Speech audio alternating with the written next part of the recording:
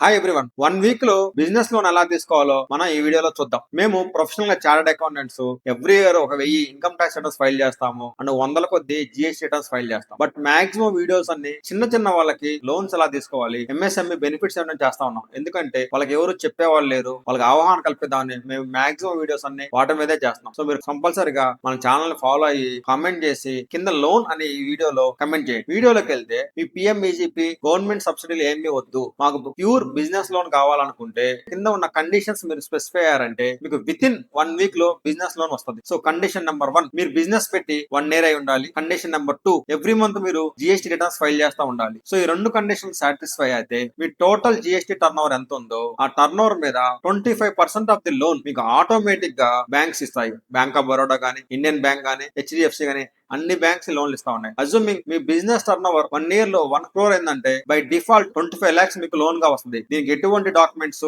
ఎటువంటి proofs submit చేయాల్సిన పని లేదు. కొల్లెటరల్ ఫ్రీగా మీకు ఈ లోన్ వస్తుంది. ఓన్లీ కండిషన్ ఏంటంటే టోటల్ సేల్ లో 1 crore లో 80% ఆఫ్ ది అమౌంట్ 80 లక్షలు మీరు రిసీవ్ చేసుకుని ఉండాలి. అవుట్ స్టాండింగ్ ఉంటే మాత్రం మీకు ఎలిజిబిలిటీ తగ్గిపోయింది. సో ఇలాంటి ఇంట్రెస్టింగ్ వీడియోస్ కోసం మన ఛానల్ ని ఫాలో అవ్వండి, కమెంట్ చేయండి, లైక్ చేయండి. Thank you.